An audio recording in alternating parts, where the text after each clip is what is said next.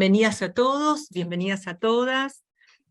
Hoy tengo el placer de presentar a 3 disertantes con gran expertise en el tema que nos convoca, y no solamente desde el punto de vista académico, sino de la experiencia de abordar este tema con los adolescentes y sus familias, ¿no? Este tema nada menos que la sexualidad.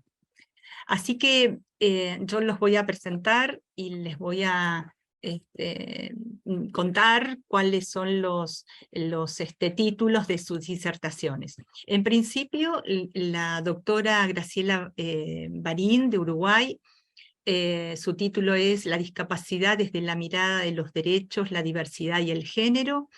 La doctora Graciela Barín es médica pediatra, es especialista en pediatría social, diplomada en violencia familiar en la Universidad de Buenos Aires, es especialista en psicología integrativa, en psico-neuro-inmunoendocrinología, maestrante en psicología sistémica y familia, educadora sexual de la Sociedad Uruguaya de Sexología, y es terapeuta sexual otorgada por la Asociación Uruguaya de Planificación Familiar. Luego hablará el licenciado Sergio Meresman, que también es de Uruguay. Su disertación será acerca de si es posible para un adolescente con discapacidad crecer en autonomía. El licenciado Sergio Meresman, es psicólogo, magíster en salud comunitaria de la Universidad de Liverpool, Inglaterra, y es especialista en desarrollo inclusivo. Integra el equipo de inclusión de la discapacidad en la oficina regional de UNICEF, es consultor del Fondo de Población de las Naciones Unidas, de la Organización Panamericana de la Salud y CEPAL en temas de salud, educación y participación social. Es autor de una obra que es parte de la vida 1 y 2 sobre educación sexual y discapacidad. Y luego nos acompaña la doctora Patricia Godard, es argentina y cuya disertación es Adolescentes con discapacidad, diversidad funcional en la consulta pediátrica. La doctora Patricia Godard es médica pediatra, especialista en medicina del adolescente, es jefa de adolescencia del Hospital Alemán de Buenos Aires, es miembro fundador del Grupo de Trabajo de Sexualidad, Género y Diversidad de la Sociedad Argentina de Pediatría. Es miembro del Comité de Estudios Permanentes de Adolescencia y exsecretaria del Comité Nacional de Adolescencias de la Sociedad Argentina de Pediatría. Bueno, doctora Barín, el licenciado Meresman y doctora Godard, muchas gracias por acompañarnos, por supuesto, y bueno, damos comienzo entonces a este webinar, ¿sí? Doctora Barín, comienza usted. Sí. Bueno, buenas tardes a todas y todos. Gracias Silvia y Jimena por esta participación, y también a mis compañeros que me van a acompañar hoy.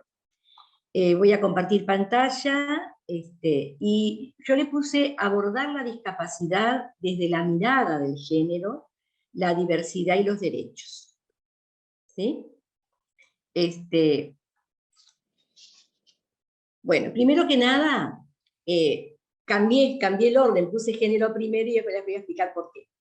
Porque primero vamos a ponernos en claro, y todos vamos a coincidir y consensuar que no hablamos de una adolescencia, sino de varias adolescencias, ¿no?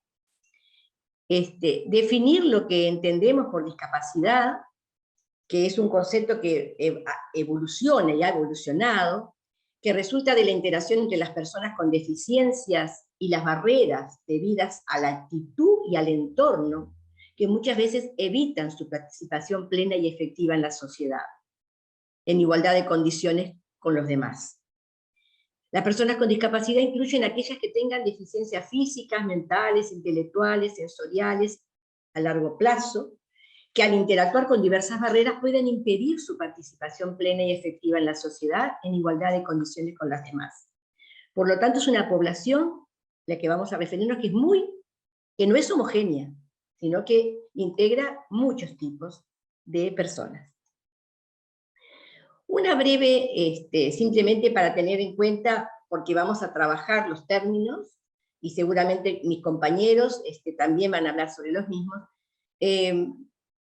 Definir la sexualidad, ¿no? Que es una dimensión que tenemos por el hecho de ser humanos, que está basada en el sexo, que incluye el género, por eso acá tenemos la galleta de jengibre, que es uno de los instrumentos que uno usa como para poder identificar los componentes de la sexualidad, ¿no? La orientación sexual, el erotismo, la vinculación afectiva, el amor, la reproducción, todo eso tiene que ver con la sexualidad.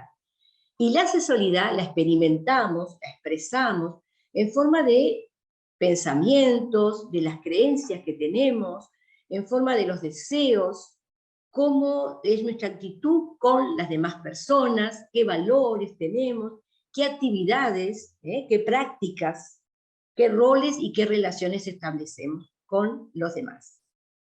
Por eso que la identidad, primero tenemos el sexo biológico, que es cuando nacemos, que es el sexo que nos asignan, ¿verdad?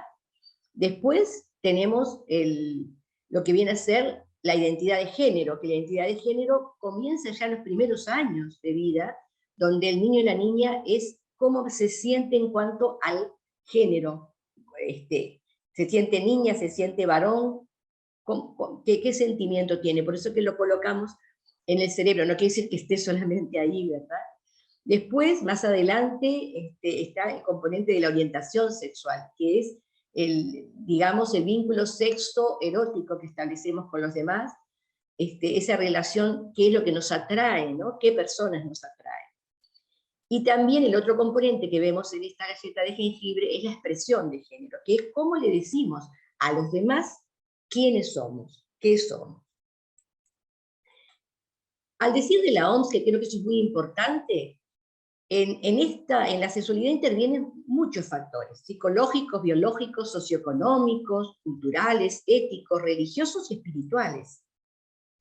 Y una cosa que es muy importante, en el terreno de la sexualidad, nosotros no hablamos de lo normal o lo anormal, hablamos de lo peculiar, ¿está? ¿Por qué? Porque son las diversas maneras de vivir y expresar la sexualidad que tenemos los seres humanos, que de por sí somos muy diversos.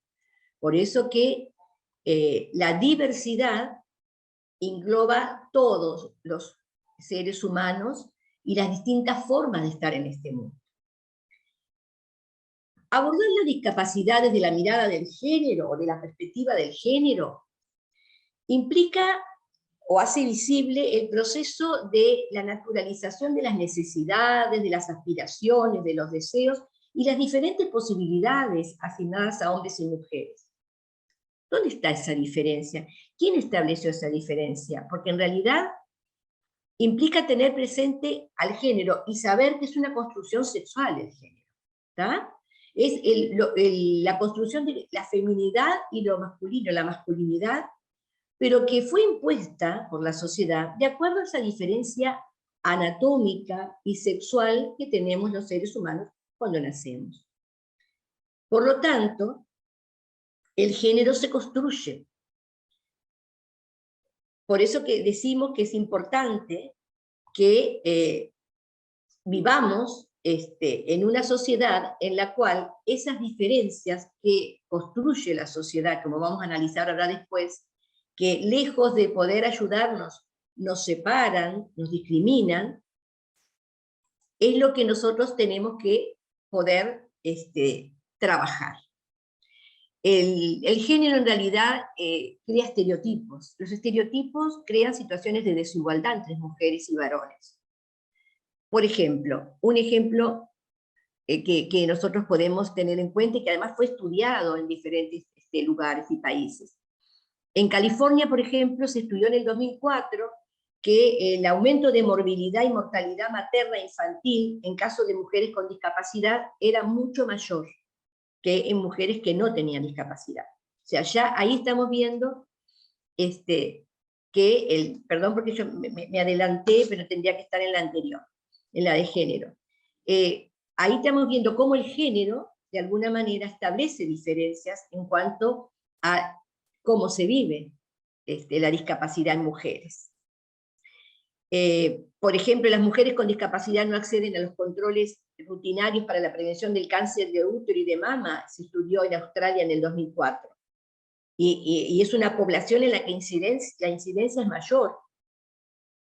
Las mujeres con discapacidad tienen tasas 3 veces mayor de ser víctimas de violencia sexual que las mujeres sin discapacidad.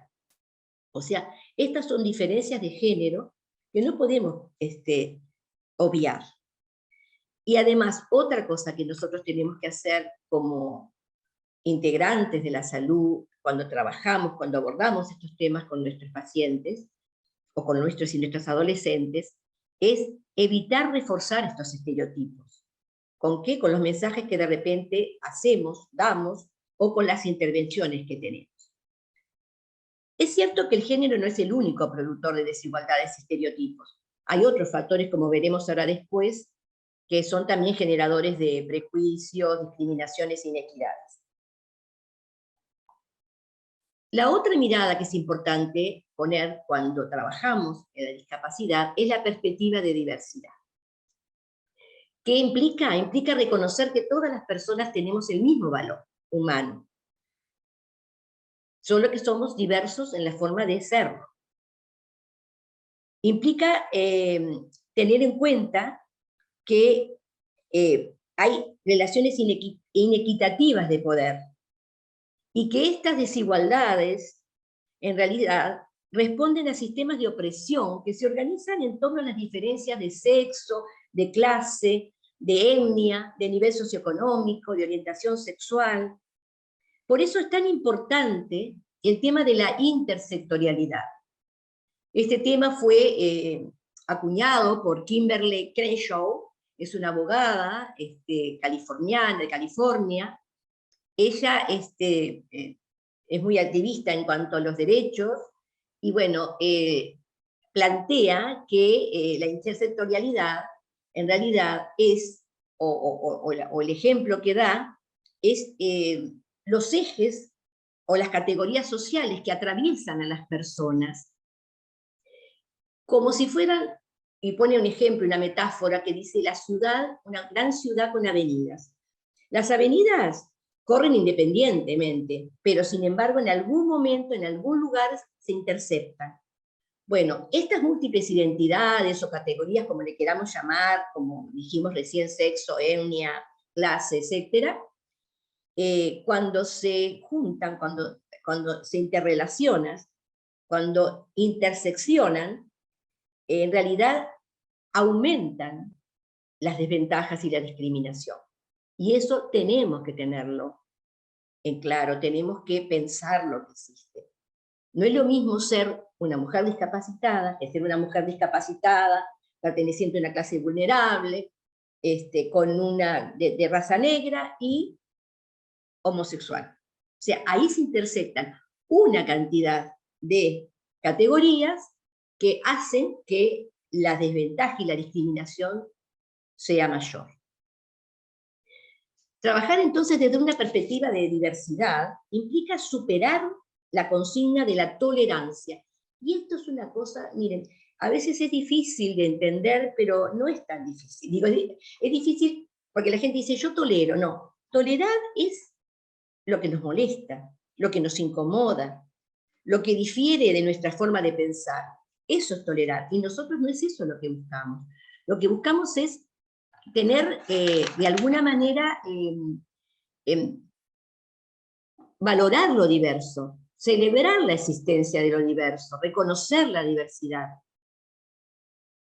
Entonces, la diversidad es un hecho que merece una atención profunda y permanente, y de ninguna manera, o mejor dicho, se opone la diversidad a lo que muchas veces la sociedad y algunas personas, algunos de nosotros nos puede pasar, tendemos a homogeneizar a las personas.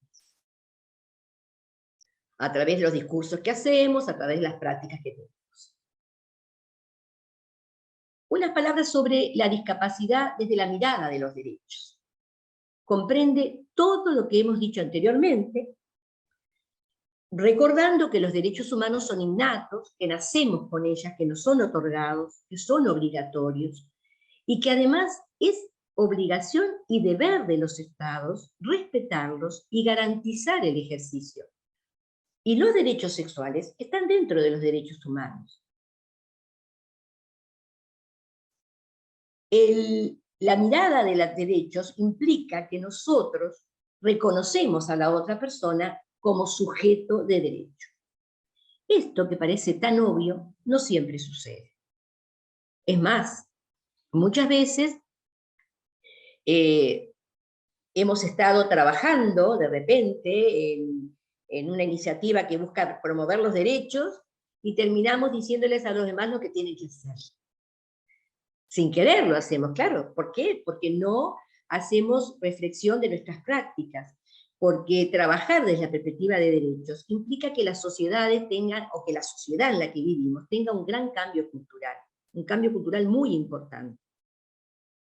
Y también implica que nosotros como personas revisemos nuestras ideas y nuestras prácticas. Tenemos instrumentos internacionales como la Convención Nacional del Niño, Niña y Adolescente, de los derechos del niño, niña y adolescente, o la Convención Iberoamericana de los Derechos de los Jóvenes. En ellos se incluye, sobre todo en este último, el derecho a la educación sexual y a la participación. Y cuando digo esto, yo voy a dar ejemplos ahora, después que lo dejé para el final, todo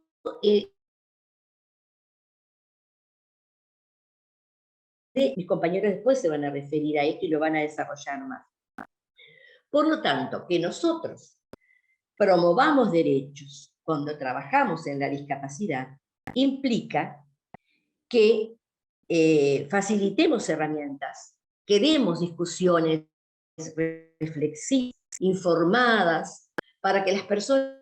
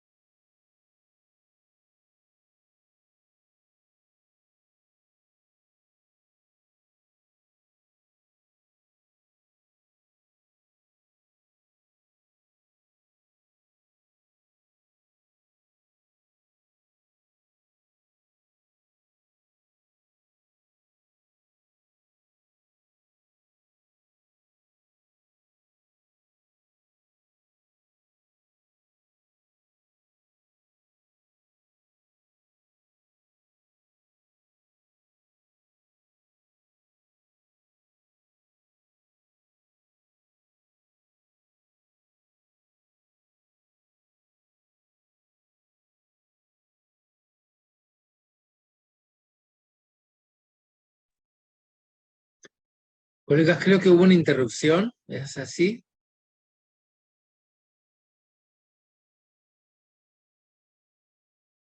Sí, Sergio, le estoy enviando WhatsApp a Daniela. Algo sucedió nuevamente. Parece algo, sí, algo de la señal de ella, Sí, ¿verdad? de la señal, sí. Cuánto lo lamento. Me parece que es la señal de la doctora porque se quedó Sí. congelada. Todos los ¿sí? demás seguimos teniendo conexión, todos los demás ¿Sí? seguimos. Entonces es de Graciela, de la doctora Sí, Balín. me parece que sí. Ya le pregunto.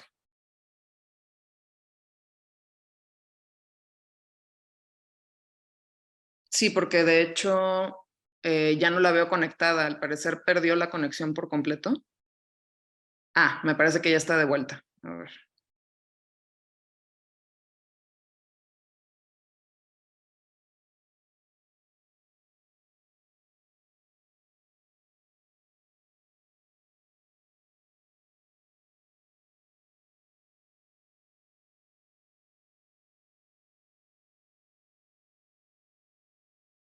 Estás muteada, Graciela. me pueden escuchar porque me cortó la comunicación. Ya estaba terminando Sí. con el... bueno, Sí, entonces la escuchamos. hablo por acá porque no puedo hablar por la computadora, así que voy a hablar por el teléfono. Menos mal que tengo los datos. Bueno, les comentaba de que los mitos, por ejemplo, que se manejan son que deben ser protegidos toda la vida, los chicos y chicas con discapacidad, que solamente pueden relacionarse entre ellos, que no necesitan educación sexual, porque eso despertaría el interés sexual y no debe despertarse el interés sexual, que no son víctimas de abuso sexual, que no pueden dominar sus instintos, que podrían ser potenciales violadores, o que son personas asexuadas, incapaces de tomar decisiones de forma autónoma, que no pueden ser padres o madres y o cuidar a sus propios hijos, otra que son eternos niños, que son hipersexuados. Ven que se manejan muchísimos mitos. Yo entiendo que existen algún tipo de discapacidades intelectuales, que sin duda muchas de estas cosas no lo pueden hacer. Pero ¿a qué vamos? Lo que sí importa, y que es una de las cosas que les importa a la familia, es la iniciación sexual, ¿no? La elección de pareja, el matrimonio y la convivencia. En realidad, estos chicos tienen el derecho a vivir esa sexualidad, el derecho a preguntar, y nosotros tenemos que habilitar esos espacios de preguntas, esos espacios donde ellos puedan decirnos qué sienten, cómo se sienten. Tenemos que generar un clima de libertad, de confianza, de respeto, para poder promover el desarrollo de ellos. Y sin duda que el habilitar, el hablar de la sexualidad es una de las cosas muy importantes. Para eso tenemos que estar formados, y yo entiendo que muchas veces no queremos, ni las familias y a veces los profesionales, incursionar en ese tema porque no nos sentimos preparadas o preparados. Pero en realidad es escucharlos, es escucharles y es responderle a las preguntas, a las dudas que tengan, porque no olvidemos que si bien presentan una discapacidad, el desarrollo psicosexual se da igual que en cualquier otro chico. El deseo sexual existe. La necesidad sexual de contactos con otras personas está.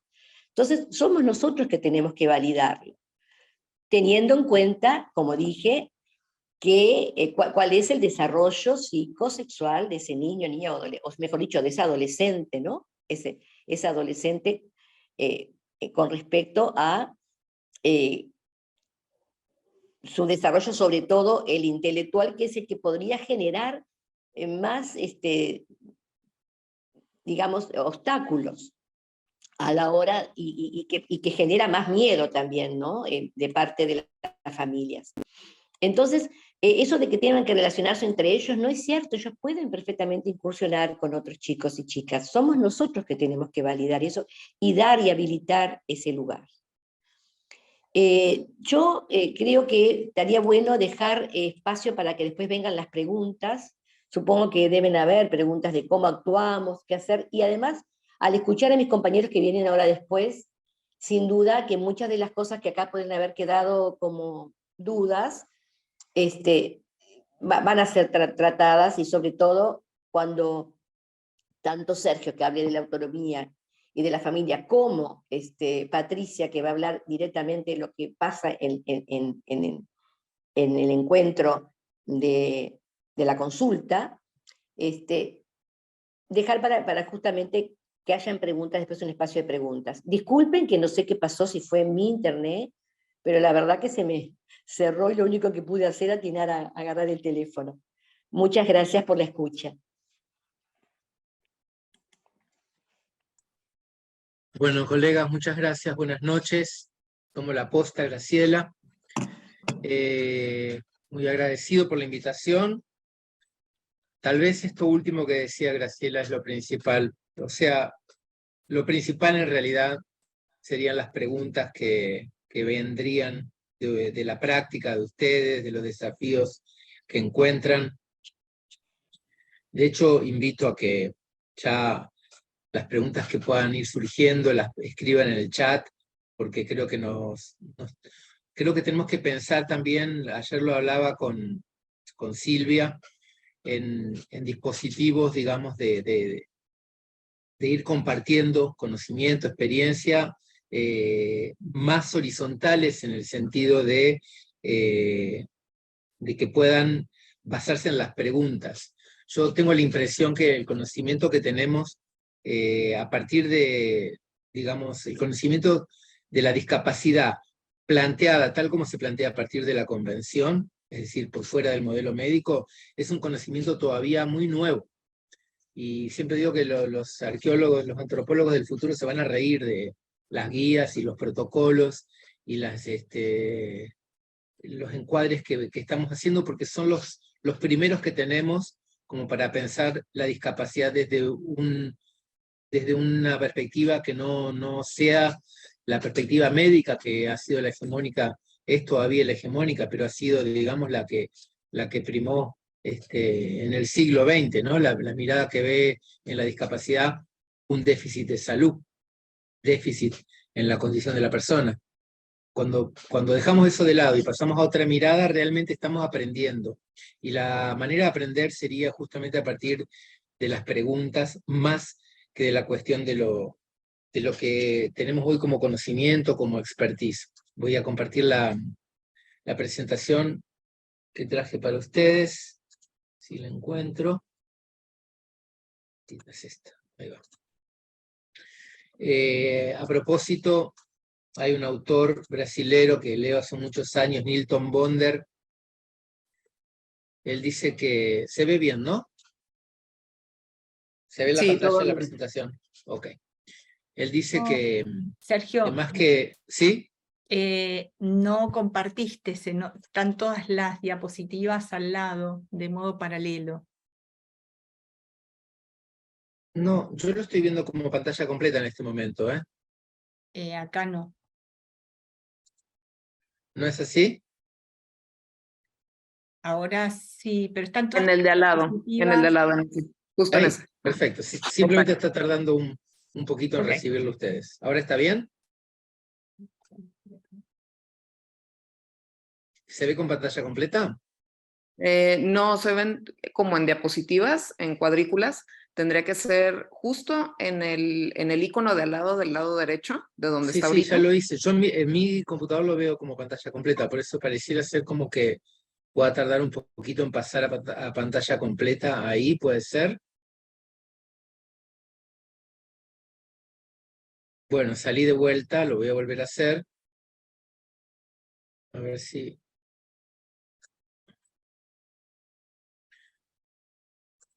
Ustedes están viendo la presentación, solo que están viendo todas las diapositivas en panorámico, no están viendo completo. Exacto, es lo que vos decís, Sergio. Ok, voy a cortar y voy a volver a compartir. A ver si ahora lo logro. A ver, es esta. Y es esta. Me avisan si cambió ahora la visión.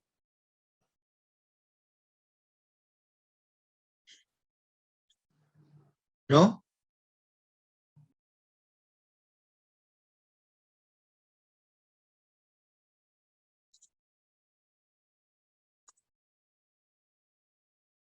No escucho si están viendo la pantalla completa con la presentación. No. ¿Qué es lo que se ve? No se ve todavía, no.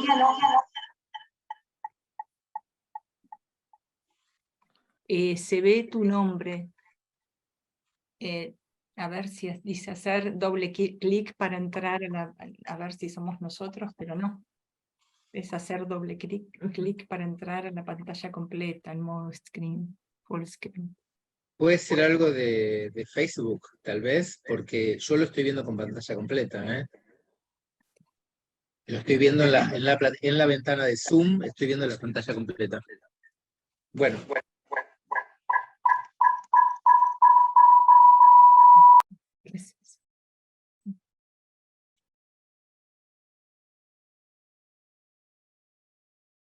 No sé qué me sugieren. Si ustedes creen que puedo avanzar así, lo hago.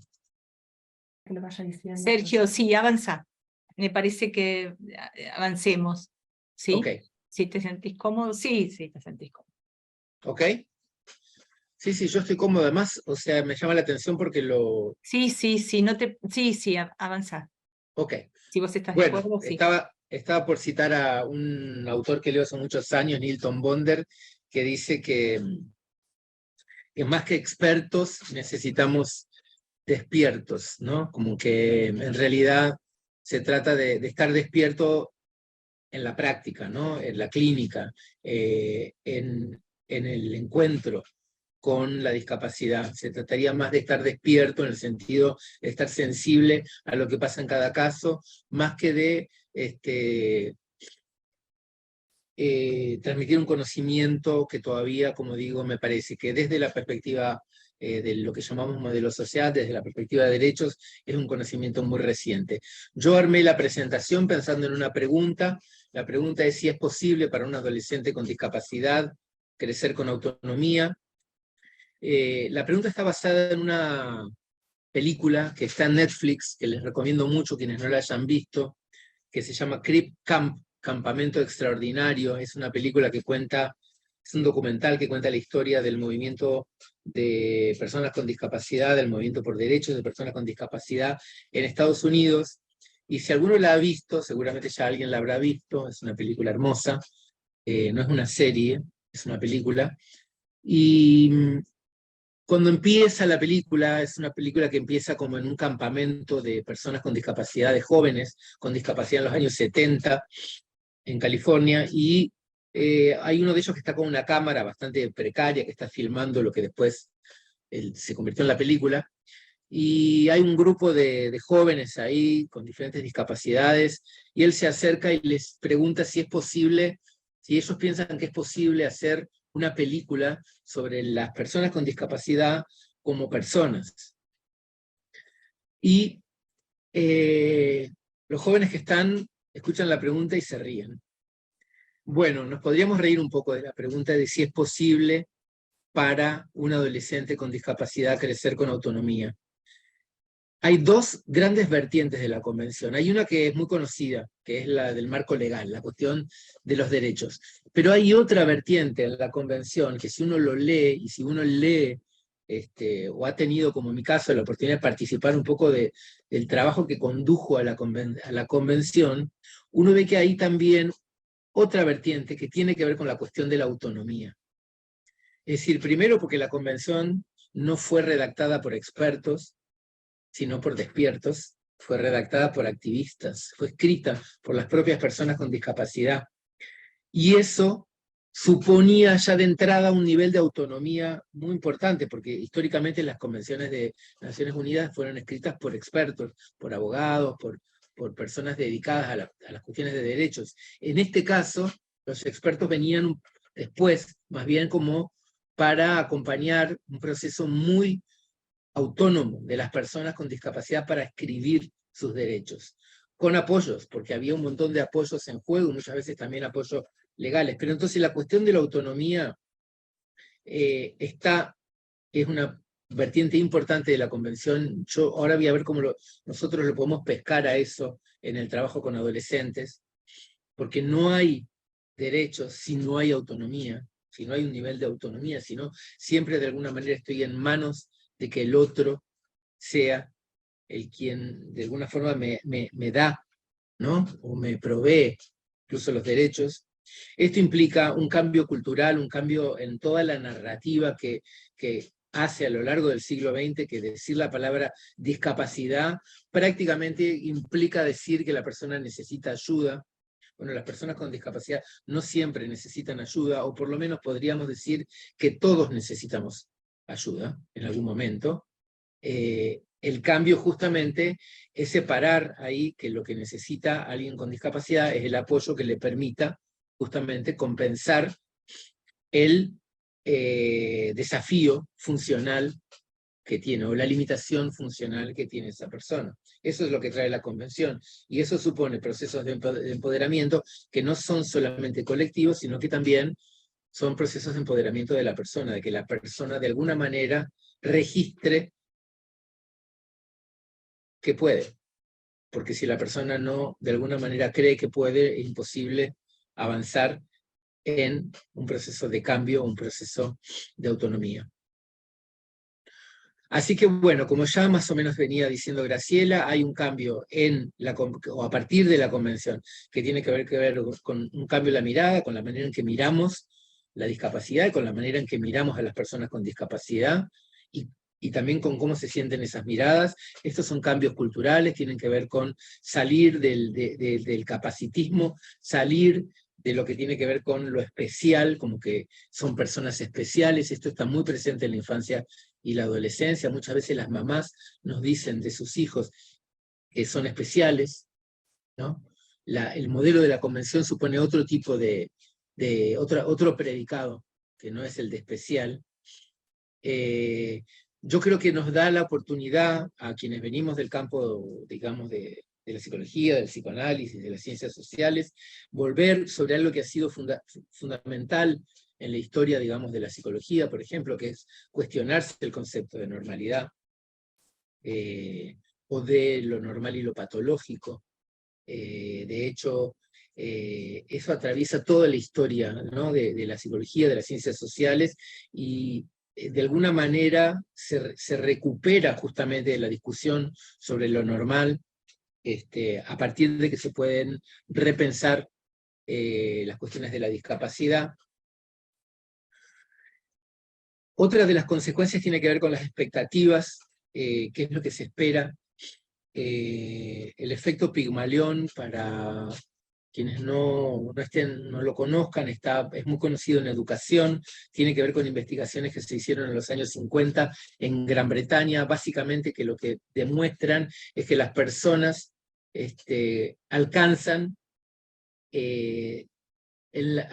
logran, ¿no? En la medida que las expectativas les dicen que pueden alcanzar o que pueden lograr, aquellos, digamos, que vienen de familias en donde las expectativas son más altas, o van a escuelas donde las expectativas son mejores, seguramente van a tener más chances de lograr cosas, y aquellos que vienen de familias, de instituciones en donde las expectativas son menores, seguramente van a lograr menos. Esto es lo que se llama efecto Pigmalión, y esto es interesante porque cuando se dice discapacidad en general se espera menos, y por supuesto se logra menos, y sin embargo, según la OMS, apenas el 6% de las discapacidades son severas. Es decir, el 90 y pico % de las discapacidades son leves y moderadas, y sin embargo las expectativas son bajas para todos. Esto en el caso de la infancia y la adolescencia todos lo sabemos porque lo comprobamos a diario, que las expectativas son menores, tanto de parte de la familia, ¿no? Porque es especial, porque tiene una discapacidad, como de parte de las maestras, como de parte de las escuelas. Y claro, por supuesto, también eso se va escribiendo, se va tatuando en la biografía de esos niños, de esos adolescentes, de que no se espera tanto de ellos, que no van a lograr demasiado. A pesar de que la ventana de oportunidad, justamente para pensar de otra manera, para mirar de otra manera y para esperar otro tipo de cosas, tiene que ver con que el 90 y pico % de las discapacidades son leves y moderadas. Ahora lo vamos a ver más adelante en relación con una investigación que les voy a compartir.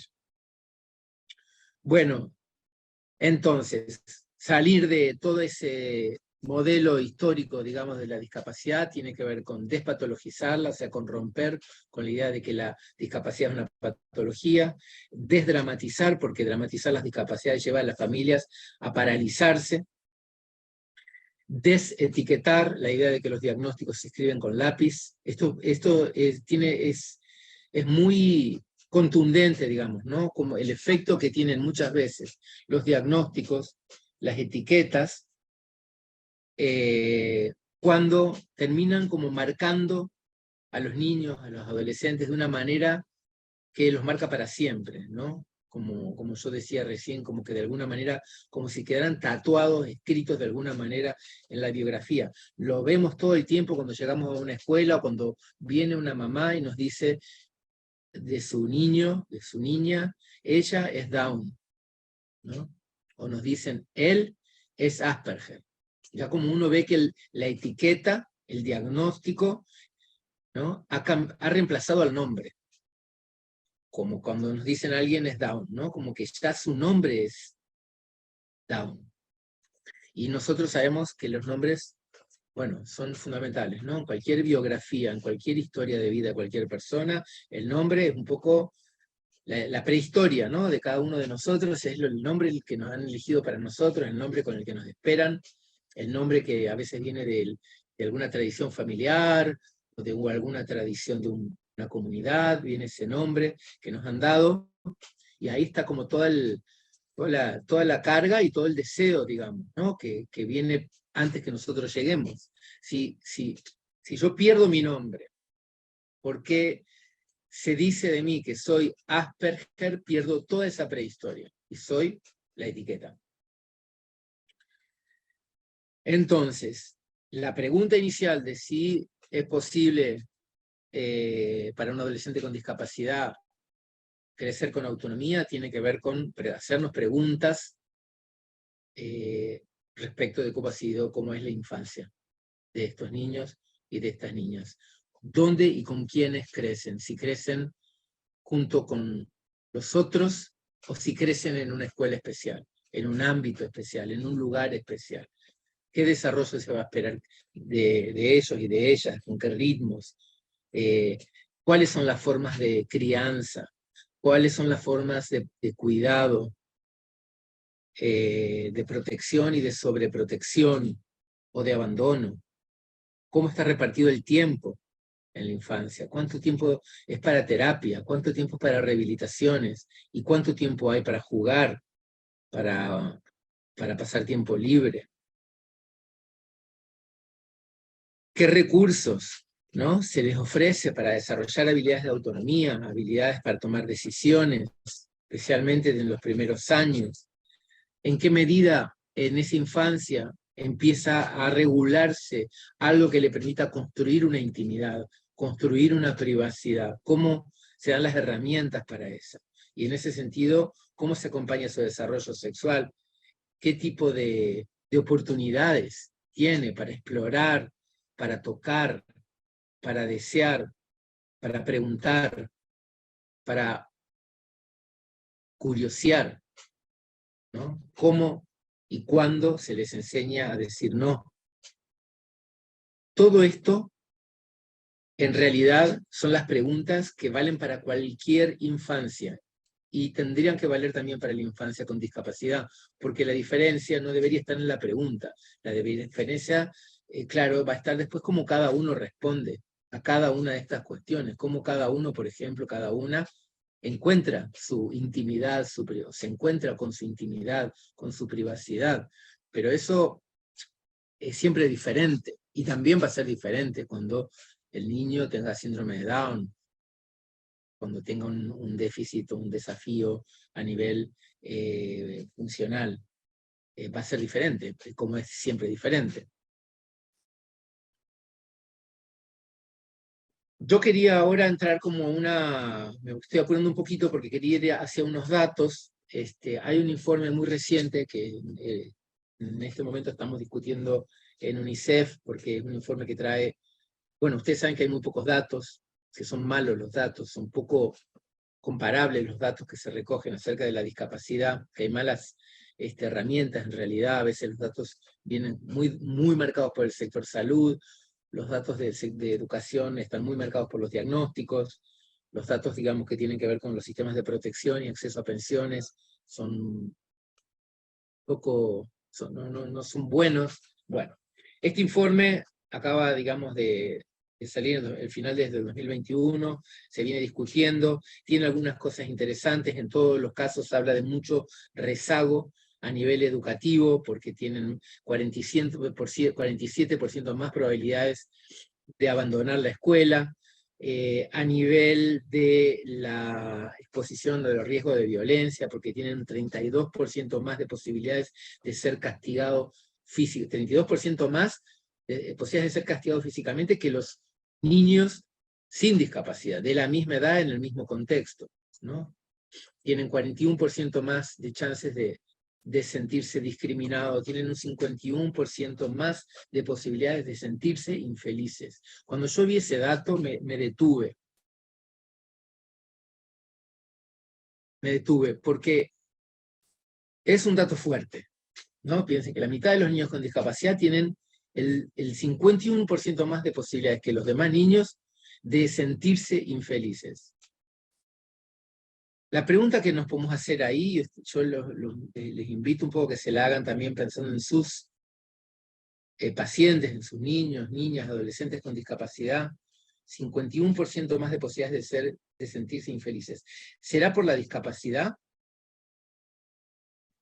Es decir, ¿será por la limitación que tienen a nivel funcional o el desafío que tienen a nivel funcional, o será por las miradas con las que se encuentran, o será por el nombre que les pusieron como una etiqueta del diagnóstico que se les asignó. ¿Qué es lo que será la fuente de la infelicidad? Hicimos en el 2021 en América Latina, en la oficina regional de UNICEF, un relevamiento sobre violencia y bullying, y ustedes pueden encontrar en estas citas que aparecen aquí al final las expresiones de ese 51% de infelicidad. Piensan que no puedo hacer nada. Recuerdo un niño, con discapacidad física que participó de la consulta, que nos contó que él llegaba al liceo al que asiste, al colegio secundario al que asiste, en un sector bastante carenciado, y había un grupo de pares conversando, y él llegaba y parecía que no había llegado nadie, ¿no? Que no era mirado, no era saludado, no era incluido en la conversación. Bueno, ahí está un poco el 51% de posibilidades de sentirse infeliz, que no tienen que ver con su discapacidad.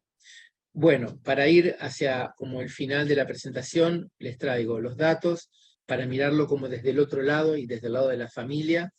Los datos que nos dio un relevamiento que hicimos con familias, preguntándoles aquí en Uruguay a 106 familias, preguntándoles sobre los derechos sexuales y reproductivos de sus hijos, adolescentes y jóvenes, porque era de 15 a 25 años, con discapacidad. El primer dato, yo seleccioné algunas pocas cosas, es que nosotros tuvimos 106 respuestas de una encuesta autoadministrada. De las 106 respuestas, 101 eran de mamás. Nosotros habíamos hecho llegar las encuestas a las familias a través de organizaciones de personas con discapacidad. Que el 96% de las respuestas vengan de las mamás, podemos decir, no nos sorprende, y a la vez es asombroso, ¿no? Es asombroso porque es muy difícil, o sea, pensar en enfoques de género si los padres no aparecen en la foto, ¿no? O si uno tiene 106 respuestas y 101 son de mamás o abuelas. El primer dato es la ausencia, ¿no?, absoluta de los padres en la crianza de los niños y adolescentes con discapacidad. Hacíamos una pregunta que era si sus hijos o hijas con discapacidad tenían permiso para tener o habían tenido novio. El 67% nos decía que sí, que tenían permiso, o sea, la mayoría, digamos, porque el 67% nos decían que tenían permiso para tener novio, más el 10%, perdón, el 19%, solo el 19%, claro, nos decía que no.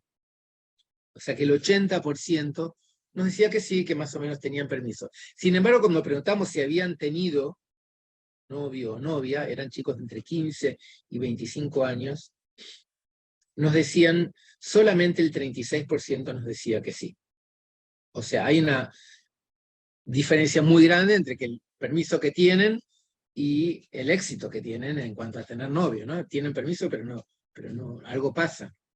Bueno, fíjense lo que pasa. Les preguntamos si tenían permiso para asistir solos o solas a lugares de esparcimiento. El 54% no tiene permiso para ir a ningún lugar de manera autónoma. Sin embargo, sí tienen bastante permiso para usar autónomamente la Internet, ¿no? Acá ven ustedes en celeste el sí, y en naranja con un mínimo de limitaciones. Le preguntamos si consideraba que sus hijos o hijas con discapacidades podían ser objeto de abuso sexual, y la mitad, el 59%, nos decía que no. Solo el 18% respondía que sí. Fíjense que no tenían permiso para ir solas a un lugar de esparcimiento, pero tenían permiso, bastante permiso, para usar libremente la Internet. Les preguntábamos si consideraban que tenían riesgo de ser objetos de abuso sexual, nos decían que no.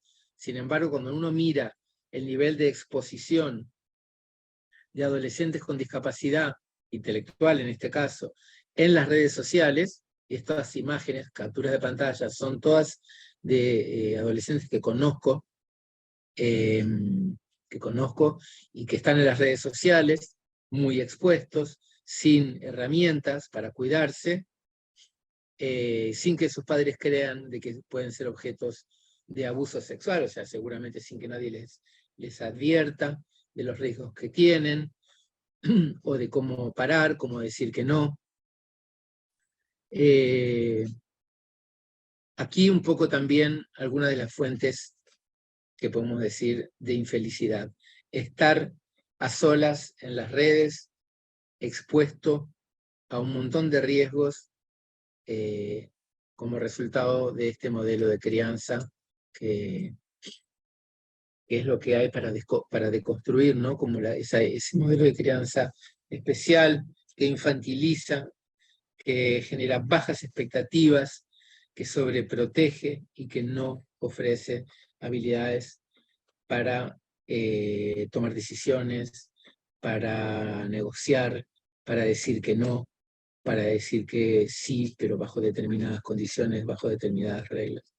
Venimos trabajando durante una gran parte de la pandemia, generando espacios de encuentro entre adolescentes con discapacidad, que llamamos consejos de impares, porque bueno, hay mucha tradición de peer counseling, nosotros queríamos como romper como la idea de lo par, y porque pensamos que es una estrategia, una herramienta posible para los adolescentes apoyarse entre ellos y ellas.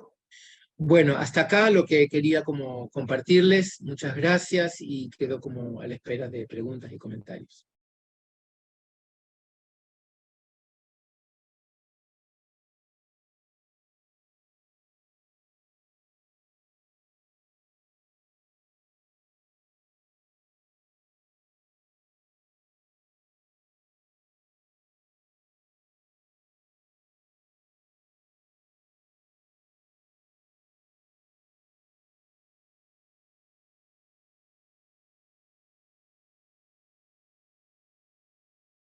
Ya le di.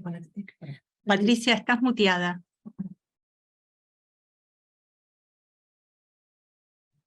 Hola, buenas noches. Estoy compartiendo ahora la presentación.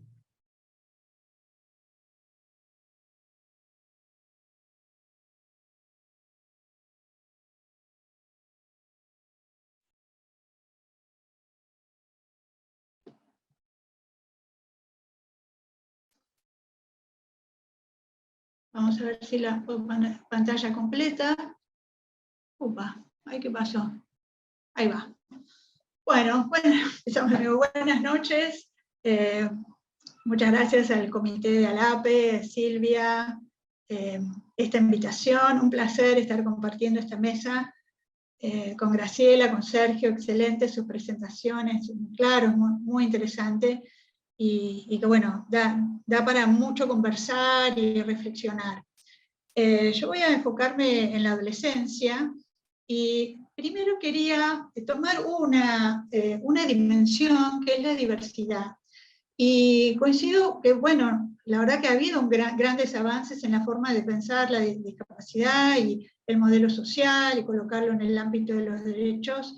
Han sido grandes avances, pero las personas, ¿no? desde el colectivo de las personas con discapacidad, piden más y demandan más, porque como decía Sergio, estamos aprendiendo y estamos cambiando de modelo, y siempre como que quedamos atrás de las necesidades de las personas. Y entonces quería llamar la atención a este término de diversidad funcional que lo acuñan las mismas personas con discapacidad, que dice así: se fija en la riqueza que pueden aportar las personas que andan, se mueven, se relacionan y piensan de forma diferente debido a que sus cuerpos y o sus mentes funcionen de forma diferente. Entonces fíjense que de pronto lo que se está poniendo en valor es la diferencia, es la diversidad. Y si nosotros pensamos, bueno, ¿qué es la diversidad? Para nosotros muchas veces, cuando hablamos de eso, es como eso es de otro, como si fuera ajeno, ¿no? nosotros estamos acá y después los diversos, pero la realidad es que la diversidad es un fenómeno que nos atraviesa a todos, a cada uno de nosotros y de múltiples maneras. Aceptar y poner en valor la diversidad, ¿no? Como un atributo valioso, posibilita, ¿no? Esto está estudiado, que las personas puedan desarrollarse y realizarse libremente, y contribuye a la generación de sociedades más cohesivas, menos violentas y tolerantes. Entonces, quizás esta cuestión de la diversidad que nos atraviesa sea un punto de partida para esto. Por eso ellos proponen este término para reemplazar el de discapacidad, que para ellos es, los disminuye, ¿no? Como decía Sergio, como uno habla de una persona que tiene discapacidad y enseguida piensa que necesita apoyos, que los discrimina, y prefieren este otro término que resalta lo valioso de las diferencias. El otro punto es, digamos, la importancia del marco de derechos que tenemos para abordar estas temáticas, y la Convención de los Derechos de las Personas con Discapacidad, que ubica los derechos sexuales, como decía Graciela, y los derechos reproductivos como derechos personalísimos, que nadie puede limitar o sacar, es y son así, ¿verdad? Pero también enmarcan nuestro trabajo, o sea, nuestra práctica profesional. Es un privilegio, los que trabajamos con infancias y adolescencias, es un privilegio poder acompañar a personas en su desarrollo y a sus familias, pero también es una responsabilidad ética y legal en el marco en el cual trabajamos.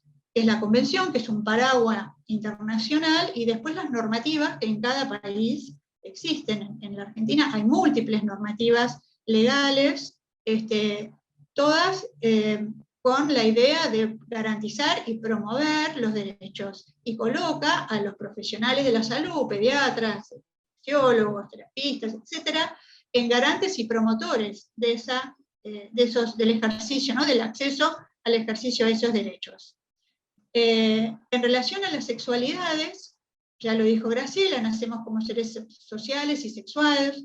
La sexualidad es algo dinámico que se va construyendo a lo largo de toda la vida, con múltiples factores, pero en definitiva, cuando vamos a la esencia, se expresa y se vivencia de manera diferente en todas las personas. Esto es lo que quiero señalar, ¿no? Y de nuevo, estamos con esta dimensión de la diversidad, de cómo se vive, se manifiesta y se expresa la sexualidad, diferentes formas de ser y estar en el mundo. No hay sexualidades mayores o menores. Entonces llegamos a las sexualidades y las adolescencias, ¿no?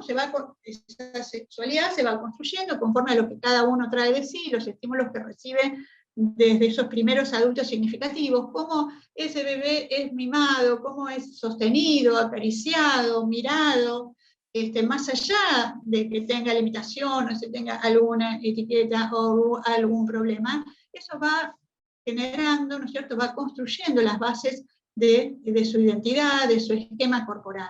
Entonces, estos primeros momentos, cómo los padres pudieron elaborar ese duelo del hijo deseado, es importante. O sea, ese acompañamiento ya establece bases y tiene impacto en futuras etapas de ese niño o niña. En la adolescencia se alcanza la madurez sexual, se define la identidad de la persona, incluyendo la identidad sexual, se desarrollan capacidades para el logro de la autonomía y la autodeterminación, y los y las adolescentes que tienen alguna discapacidad atraviesan el mismo proceso. La forma en que cada uno lo va a atravesar va a depender de sus recursos y de cómo se fue trabajando durante la infancia, que es lo que dijo Sergio, ¿no? Con qué bagaje llega a esta etapa, ¿no? Siempre hay posibilidades de rever lo hecho, hacer cosas, ¿no? O sea, no es que todo se terminó, pero se abren otras puertas, pero sí es importante todo lo que se fue haciendo antes. Y una de las cosas importantes es que los adolescentes que tienen alguna discapacidad en esta etapa confrontan con sus limitaciones. Entonces, muchas veces cuando no había demasiada conciencia de cuáles eran sus limitaciones o sus diferencias, se hacen más notorias y evidentes, y podemos tener situaciones de enojo, de frustración, de aislamiento en relación a la dificultad en aceptar estas diferencias. O no, o pueden transitar este proceso y en la construcción de una identidad como más positiva. ¿Qué cosas influyen negativamente en este proceso? Y no por poner la cosa en lo negativo, porque como les dije, muchos adolescentes con discapacidad lo pueden atravesar de una forma más positiva, pero es importante que lo tengamos en cuenta. Menos oportunidad para compartir con pares, esto es lo que viene diciendo Sergio, menos posibilidades de experiencias que sirvan de aprendizaje, no conocer el porqué de sus limitaciones, muchas veces no conocen bien su diagnóstico, no saben muy bien qué relación tienen con estas diferencias o con su posibilidad. Me acuerdo un adolescente con síndrome de Down decía, yo nací con síndrome de Down, pero no sé qué pasó que no puedo aprender, ¿no? Como algo había pasado en el medio, sin poder relacionar estas cosas que le pasaban y que él registraba como una limitación. Los estereotipos de belleza y normatividad de los cuerpos, que clasifican a los cuerpos en normal, anormal, bello y feo. ¿Dónde me pongo? ¿No? Soy un adolescente con alguna discapacidad motora, que sea visible, no visible, pero esto de normal, anormal, bello, feo. Imposición cultural de una erótica cis heterosexual centrada en el coito, como lo normal. Que muchos por ahí no pueden en esas prácticas o no pueden acceder al coito. Invisibilizando además las diversas formas de expresar y las diversas prácticas posibles, ¿no? Como si fueran prácticas menores. Estereotipos de género que imponen roles masculinos y femeninos, con los que muchos no pueden cumplir con esas expectativas de lo que supuestamente es ser un verdadero hombre o una verdadera mujer impuesto culturalmente. Y, muy importante, barreras actitudinales en los adultos que los rodean, ¿no es cierto?, basados en mitos y prejuicios que limitan la autonomía. Por los no saben, no pueden, no entienden, no sienten, no necesitan, y si le pasa algo malo, los miedos también. Entonces, todos tienen que lidiar con todas estas cuestiones. En realidad, todos los y las adolescentes lidian con estas cuestiones de los estereotipos y las imposiciones, ¿sí? Pero esto es desde un lugar, digamos, con mayor dificultad. La mayor dificultad, como venimos diciendo, es la resistencia del lector no reconocerlos como seres sociales y sexuados. ¿Y qué podemos hacer? Bueno, el primer punto, como digamos, estoy hablando ahora de estar en la práctica, ¿no?, profesional, revisar nuestros propios prejuicios y preconceptos y pensar qué estamos haciendo para que eso no afecte la atención, ¿no? Se sabe que si uno actúa desde esquemas anteriores, si nosotros evaluamos desde un esquema cis heteronormativo, ¿sí?, binario, bueno, vamos a hacer diagnósticos, vamos a ver un sesgo en nuestro diagnóstico y posiblemente nuestras respuestas sean ineficaces o incluso iatrogénicas. Por decir, dar un ejemplo en relación a la sexualidad, pero también en relación a otras cuestiones. Desde donde nosotros tomamos evaluamos y tenemos cuál es nuestra mirada. Habilitar para la vida sexual y afectiva, ¿no? Habilitar es estar atento al deseo del otro, ¿no? No solamente decir, sí, yo creo que es importante que tenga pareja, que tenga su sexualidad. Es habilitar eso, es dar un espacio a que ese deseo, ¿sí?, ese interés se pueda desplegar. Después, darle los apoyos como para que pueda seguir, ¿no?, y desarrollar ese deseo e interés, y las oportunidades o las vivencias en que las pueda tener. Más oportunidades de experiencias sociales, o sea, el acento está en lo social, ¿no?, que sirvan de aprendizaje, que sean satisfactorias, significativas, reiteradas, diversas. Y una atención centrada, o sea, modelos de atención centrados en la persona, que es lo que se propone actualmente, que se centran en una buena evaluación de las necesidades de apoyos, pero como central los intereses de la persona, más allá de las limitaciones que esa persona pueda tener. Con lo cual, la idea de eso es, ¿no?, favorecer la autodeterminación, o sea, que pueda tener injerencia en el devenir de su propia vida. Les comparto algunos relatos del consultorio a modo de muestra. Mamá de Lucía, 17 años, de discapacidad intelectual. Le pedí a mi ginecólogo la receta del anticonceptivo para estar tranquila. Ana tiene 17 años, una discapacidad múltiple, es usuaria de silla de ruedas. Solicita un método anticonceptivo. Su madre no lo sabe, le preocupa que si lo sabe, le limite las salidas. A mí me gustan los varones, pero mis padres no me entienden, dice Julián, de 16 años. Elizabeth de 15, con una discapacidad intelectual, dice, no la dejan volver a su clase de teatro porque se escondió con su novio detrás del escenario para besarse. Entonces, lo que tienen son distintas situaciones, distintas edades, pero lo que tienen en común, ¿sí?, es la limitación, ¿no? Es el prejuicio y la limitación en las decisiones tomadas por los adultos. La mamá que le receta un anticonceptivo para estar tranquila, que no sabemos si es del abuso o del embarazo, pero no está pensando en esas cuestiones o en las enfermedades de transmisión sexual, ni en cuál es el deseo o la situación de su hija que tiene 16 años, que no lo sabe. Ana, que depende de su madre porque si no la va a limitar, ¿no? Si ella no le va a dejar encontrarse con su pareja. A Julián, que le niegan, ¿no? No le dan bolilla, no lo escuchan, como que no, es una fase, la verdad, lo que pasa es que no entiende, ¿no? Él dice que le gustan los varones porque no entiende, decían los papás. O sea, como imposibilidad de dar lugar a lo que el otro está diciendo, ¿no? Qué difícil es eso, cuando uno no da crédito a lo que uno siente que es, y lo que uno siente que quiere. Mariano tiene parálisis cerebral, su novio tiene síndrome de Down, quieren tener un encuentro privado, pero no los dejan. Nos mandamos fotos y hacemos cosas por WhatsApp. Jóvenes, más de 20 años. ¿Sí? María, 17 años, presenta hematomas en los brazos. Su novio es muy celoso, cuando se enoja la aprieta fuerte. Acá tenemos otras situaciones que se ponen en juego también. Los padres de Juan tienen una discapacidad intelectual de 25 años, refieren. Empezó con dolor abdominal y problemas para dormir. Lo veíamos muy apagado. A los meses pudo contarle a la hermana una situación de abuso por un adulto muy cercano a la familia.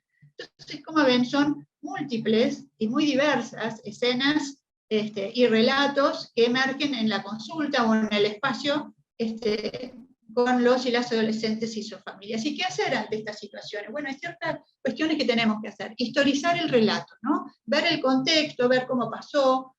Bueno, hay algunos que no hace falta historizar, ¿no? Eso es lo que es. Pero muchas veces el historizar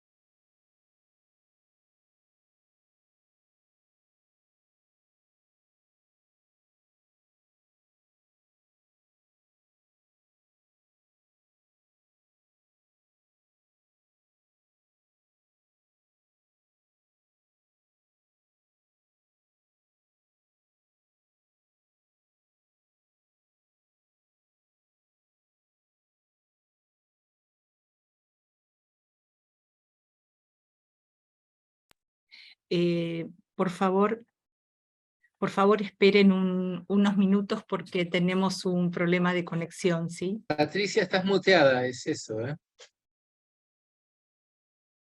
Sí, vemos su video, pero no la escuchamos. Estás muteada simplemente. Ah, bueno, ahora se fue. Patricia, estás muteada.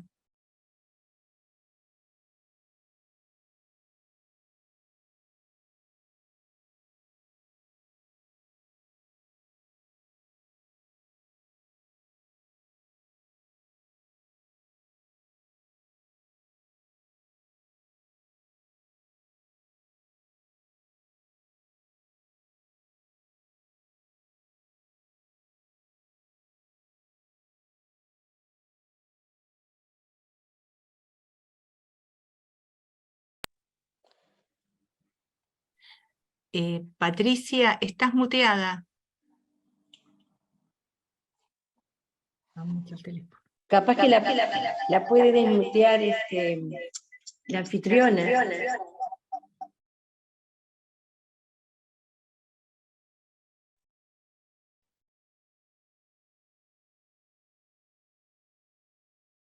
Ella tiene acceso como coanfitrión, entonces no debería de tener problema para prender su micrófono. No sé si nos escucha, doctora. Si puede poner en el chat.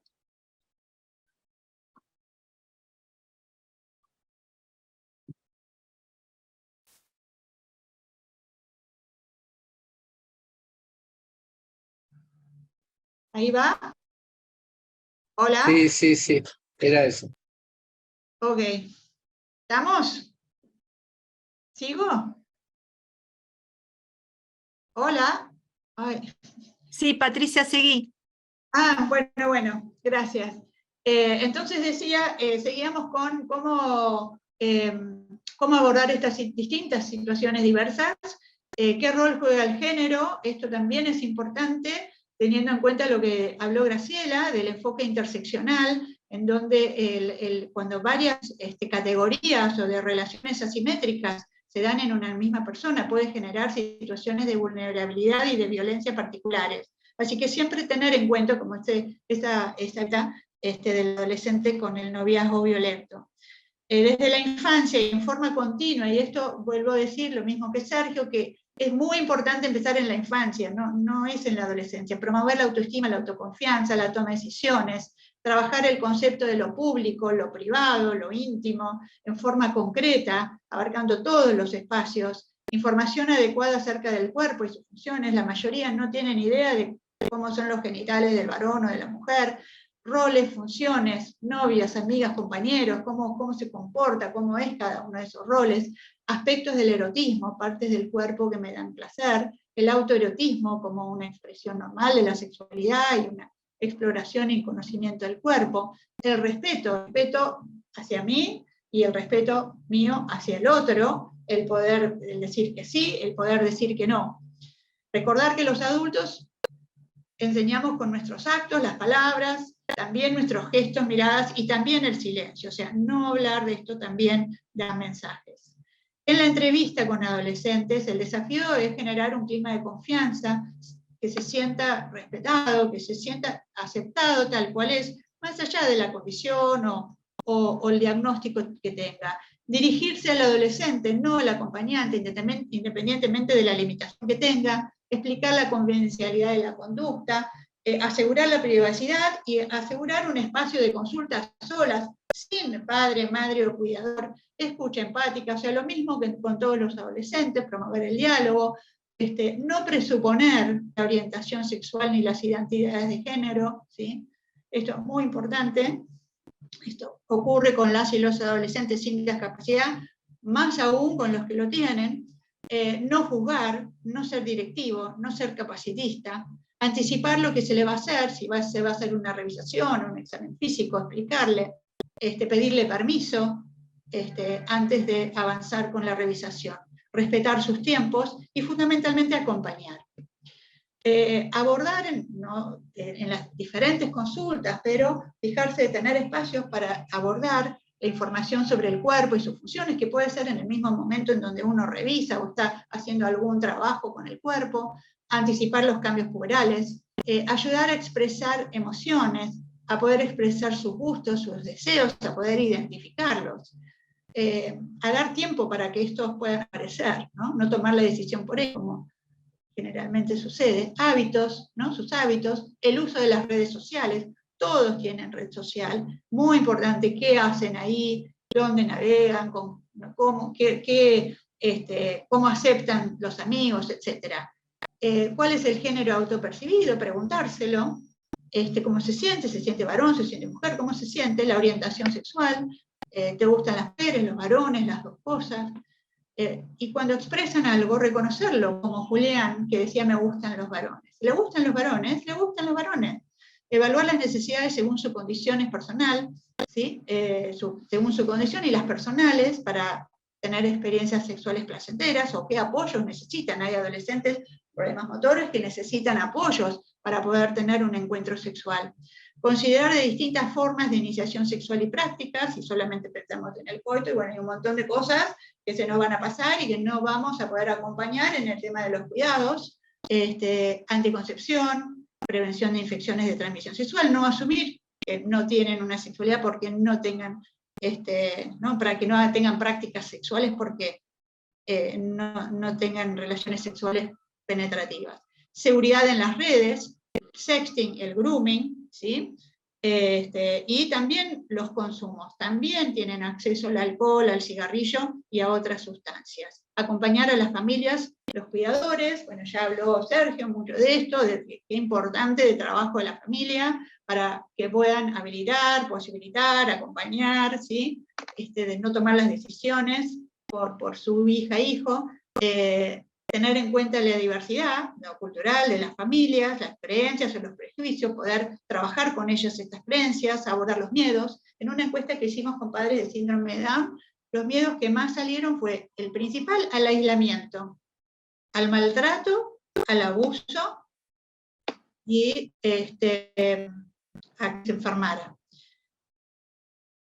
Todas cosas, digamos, bueno, que uno se enferma o que tengan alguna situación, uno puede prevenirla hasta cierto punto, pero el aislamiento, el abuso, el maltrato son cosas que uno puede darle herramientas. Cuanto más educación le demos, cuanto más experiencias para aprendizaje tenga, más herramientas va a tener para poder identificar situaciones de violencia, de abuso, situaciones de riesgo.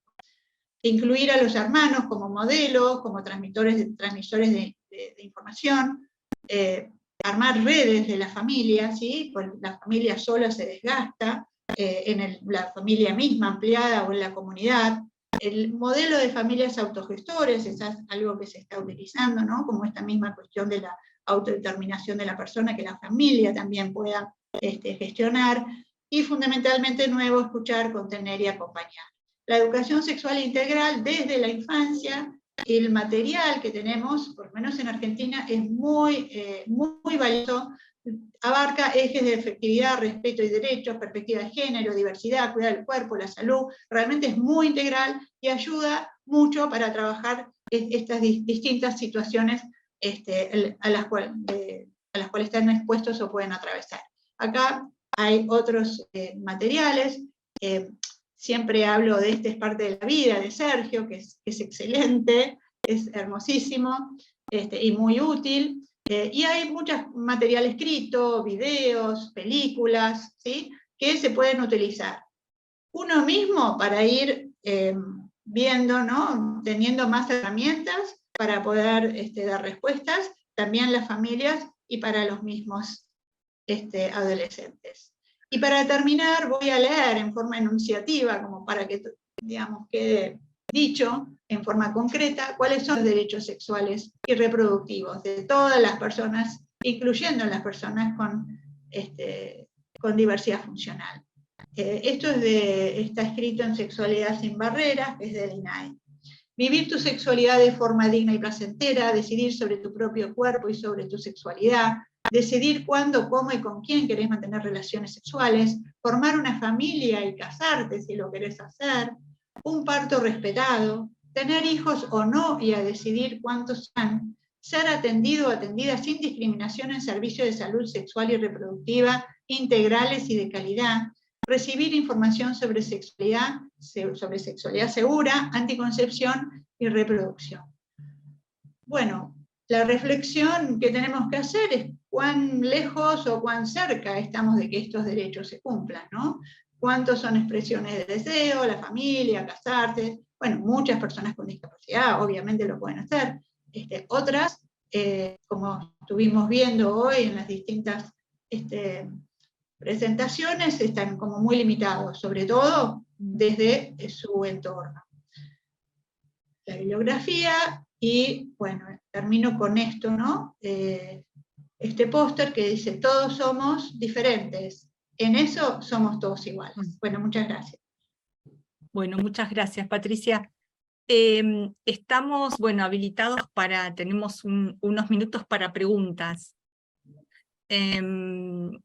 Yo, ante todo, bueno, tuvimos algunas dificultades con la tecnología, pero como decía, quiero que todos se queden tranquilos porque les vamos a enviar la presentación a todos, y bueno, después les cuento al final cuál es la propuesta, ¿sí? Les vamos a dar un mail, y allí ustedes pueden, la idea es la siguiente, que ustedes a este mail, dirección de mail que les vamos a enviar, nos manden los suyos, y ahí le enviaremos a ustedes las propuestas. Y también el otro pedido, ya que estamos con esto, es que en ese mail también nos cuenten cuáles son sus temas preferidos, ¿sí? ¿Qué les interesa puntualmente? ¿Está? Para, bueno, programar otras actividades. Bueno, acá tenemos algunas preguntas, tenemos varias. A ver, bueno, Sergio, acá hay una pregunta que es más técnica, diría yo. Alguien pregunta cómo fue el consentimiento informado para participar de la encuesta que hiciste. Que no... Es una encuesta autoadministrada, o sea que trae simplemente como una ventanita donde las personas son los padres, ¿no? Son adultos que están respondiendo sobre sus propias percepciones en relación con los derechos sexuales de sus hijas y de sus hijos con discapacidad. No hay un procedimiento de consentimiento informado, lo que hay es una aceptación de los términos de participación en la encuesta y un compromiso por nuestra parte de hacer una devolución. Que a propósito, hay 2 videos con la devolución grabada, que ahora les voy a dejar la dirección en el chat donde los pueden acceder. Ok. Bueno, antes de continuar con las preguntas, les cuento que tenemos comentarios como excelente, muchas gracias, buenísimo, genial, todo esto con referente a las presentaciones, y varios más también. Y gente que quizás ahora se disculpa porque, bueno, por razones X tienen que desconectarse, ¿sí? Esto para los expositores, y siguen los comentarios. Una de las preguntas es, digamos, ¿cómo sospechar o cuándo se sospecha que el adolescente con discapacidad tuvo un abuso? Creo que esta pregunta es para los 3, ¿no? ¿Cómo? Siempre los padres, y bueno, ustedes los comentaron, tienen mucho miedo a esto. Creo que los que estamos en el tema en discapacidad, alguna vez conocimos algún adolescente que has pasado por esto, pero bueno, concretamente esta es una de las preguntas que traen las familias, ¿no es cierto?, al consultorio. ¿Cómo darse cuenta que pudo haber pasado algo? Los escuchamos. Graciela, ¿querés? Estoy muteada. Muy concretamente, o sea, lo que ustedes piensan, ¿no? Esa es la idea. Estoy muteada porque estoy en 2 lugares. No se escucha. Porque estoy muteada. Se escucha. Porque estoy hablando del celular, pero hace eco. Tendrían que habilitarme acá y yo apago el celular. ¿Entiendes? Bueno, entonces Sergio también está muteado. Sergio, estás muteado. Pero acá dice que nos mutearon de ahí, nos muteó No estoy pudiendo abrir simplemente tocando en el micrófono, Graciela, abajo. Por eso. Pero yo estoy tocando y no. Vos. Bueno, voy a ver cómo hago. Patricia, Sergio. Voy a cerrar acá. Bueno, voy a hacer un comentario muy breve, además sí, porque estoy con un tema de salud familiar. de mi padre, voy a tener que salir. Okay. Y que es una recomendación, bueno, una recomendación que la hice al principio, estar despiertos, ¿no? O sea, estamos trabajando, pensando en una población que tal vez tiene una manera no convencional de comunicar. A veces uno detecta las cosas en un dibujo, a veces en un fragmento de un comentario, a veces en el cuerpo. Entonces estar despierto, estar sensibles. Y después recomendarles un material muy bueno que fue desarrollado por un grupo de especialistas en temas de abuso y muy vinculados y comprometidos con la temática de la discapacidad, que se llama Yo Me Cuido. Es un material muy, muy lindo, muy accesible para trabajar con niños y niñas, especialmente con desafíos intelectuales o psicosociales, y bueno, darles un poco las herramientas que necesitan para poder compartir cuando se sienten que ha habido algo que no querían en su experiencia. Yo me cuido, si lo buscan así, o creo que puede estar como yomecuido.org, pero si ponen yo me cuido, discapacidad, seguramente van a acceder, se los recomiendo muchísimo. Bueno, voy a salir, entonces me disculpo. Muchísimas y les gracias, dejo un Sergio. fuerte abrazo y muchísimas Al gracias. contrario, muchísimas gracias por A haber ver si me estado con nosotros. escuchan ahora. Yo puedo Sí, Patricia. que es una de esas situaciones, como decía Sergio, de estar despiertos en todos los niños, niñas y adolescentes. Hay que tener siempre presente la posibilidad de abuso. Los niños tampoco lo pueden verbalizar, y muchas de las personas con discapacidad tampoco. Entonces hay indicadores de abuso que tienen que ver con, lo ponen en el cuerpo, ¿no? Somatizaciones, dolores, trastornos del sueño, problemas de alimentación, ansiedad, crisis de pánico, problemas para dormir, como este joven, ¿no? Que tenía problemas para dormir y le dolía la panza. O sea, cuando empiezan a haber somatizaciones, siempre tiene que haber por lo menos esa idea presente. Obviamente que puede haber otras situaciones en el contexto que lo estén generando estrés o ansiedad, y entonces, bueno, uno tiene que hacer toda una evaluación, ¿no? Eso es de contextualizar lo que está sucediendo, ¿no? De ver qué cosas, factores pueden estar. Pero siempre hay que estar presente. A veces los dibujos, a veces lo pueden llegar a verbalizar finalmente, como el caso que yo presenté, pero es uno que lo tiene que tener en la cabeza, y la sospecha es lo importante. No sé, Graciela, te doy la palabra. A ver si puedo hablar ahora. Sí. ¿Me escuchan? Bueno, Sí. Sí, sin duda que tanto lo que dijo Sergio como lo que dice Patricia son elementos muy importantes, son los llamados indicadores. Nosotros tenemos muchos tipos de indicadores, y yo no lo vería diferente a cualquier otro niño, niña o adolescente, porque en realidad son los mismos indicadores. El tema es que nosotros habilitemos la posibilidad de que ese chico, esa chica nos cuente. Y eso depende de nosotros. Yo siempre tomo en cuenta lo que dice un psicólogo que ustedes tienen, Cartaña, que inclusive tiene un video muy explicativo de cómo las cosas que no tendríamos las familias que decirles a nuestros hijos.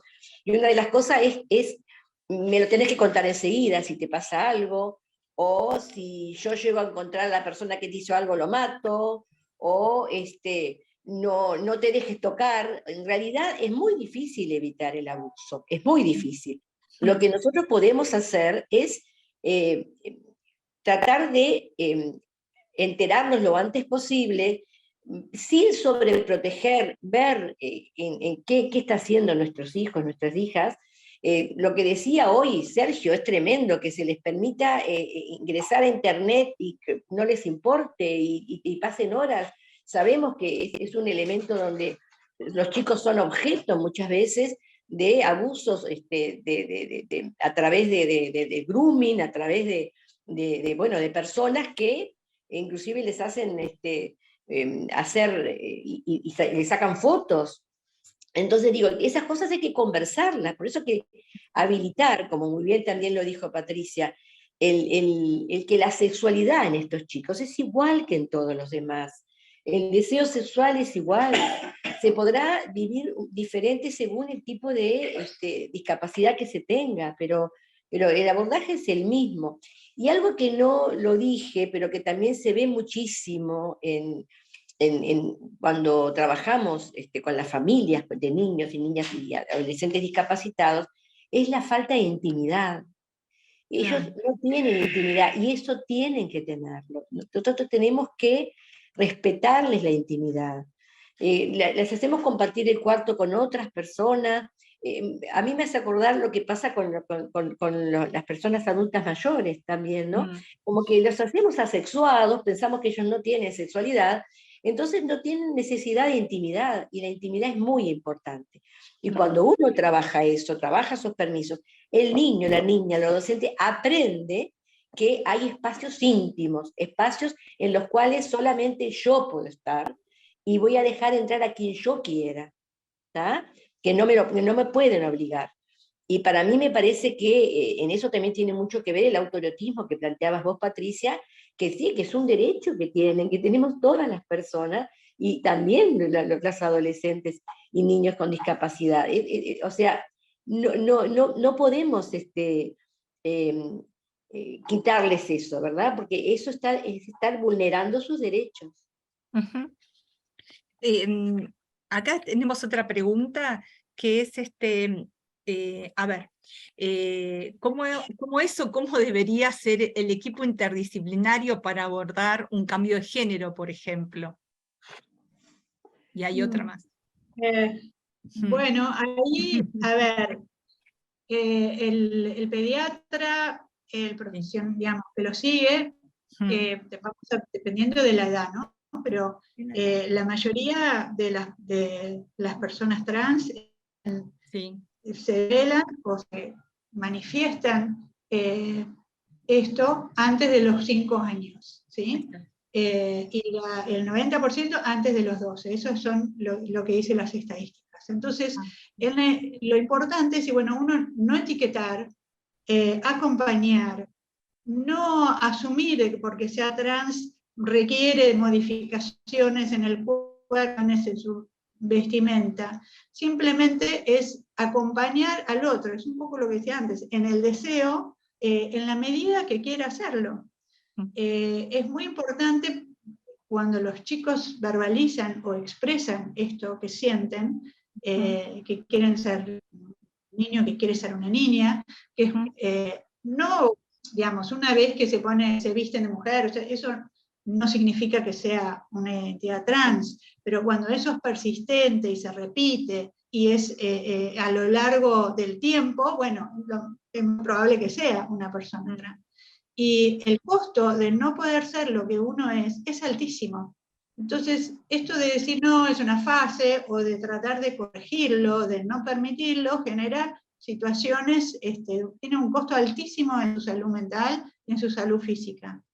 Hay una persona que dijo, un escritor, que dijo que cuando uno reconoce a un niño trans, le está salvando la vida. Y realmente es así. ¿Quiénes tienen que acompañarlo? El pediatra es la persona ideal, porque conoce a la familia, conoce a ese niño o niña. Y es una cuestión simplemente de escucharlo y acompañarlo en esto que está pidiendo. ¿Sí? Que, por ejemplo, si es una niña trans, de poder vestirse como una niña y estar con las otras niñas y que la reconozcan como niña. O si es un varón trans, de la otra manera. Los varones en general son más tardíos, ¿sí? El develamiento suele suceder a edades más tardías. Por lo menos eso es lo que se está viendo ahora. Obviamente eso es algo dinámico, ¿no? Pero uno puede conectarse con profesionales especializados, pero que en la infancia no se necesita nadie especializado, no se necesita un psicólogo, salvo que haya alguna situación que uno lo indicaría como en cualquier otro chico, y el asesoramiento médico empieza en la pubertad, cuando con los cambios pueden pedir o no modificaciones en el cuerpo, pero eso depende de cada caso, y ahí uno puede contactarse con equipos o con profesionales especializados, pero seguir siempre el acompañamiento del médico de cabecera. Bien. Otra pregunta, y acá sí como pediatras, ¿no? Yo creo más bien como profesionales de salud, incluso de educación, pero la pregunta siempre está en relación, yo creo, a la consulta, ¿no? En consultorio externo, concretamente es, ¿cuándo empezar a hablar sobre sexualidad? O si hay que esperar que la familia lo plantee. ¿Cuándo hay que empezar a abordar el tema? Es un poco esa la pregunta. Desde antes de nacer, diría uno. Graciela, que ibas a hablar. Sí, yo creo desde el vamos, desde el cómo. Los recibimos, es parte de la vida, de la consulta, a su debido tiempo, pero digo, poder evacuar las dudas que puedan tener las familias, cómo se siente ese niño, esa niña, o sea, observando cómo se comporta. Digo, la sexualidad, no hay que específicamente decir, bueno, ahora vamos a hablar de sexualidad, sino que es un elemento que constituye la consulta en sí. Y por ejemplo, claro, a medida que van creciendo, como que uno va afinando más las cosas, va preguntando más en profundidad, pero digo, tampoco es tenemos que hacer un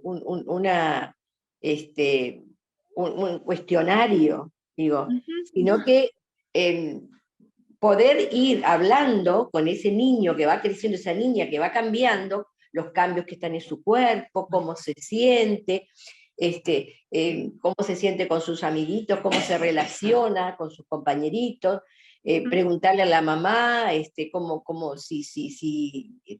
si la ve feliz. Yo muchas veces les pregunto, y sobre todo a los púberes y a las adolescentes, si son felices, ¿no? Si son felices y cómo se sienten, si tienen, quisieran conversar de algo que de repente tienen vergüenza, si hay algo que les dé vergüenza. O sea, hay muchas formas de asumir, sin tener que estar con cosas determinadas. No sé, vos, Patricia, estoy segura que vos también tenías mucha experiencia en esto. No, estoy de acuerdo, no es que uno dice, bueno, hoy vamos a hablar de sexualidad. No. En lo cotidiano, digamos, hay un montón de situaciones que son oportunidades para abordar la sexualidad. Hay que estar atentos a eso.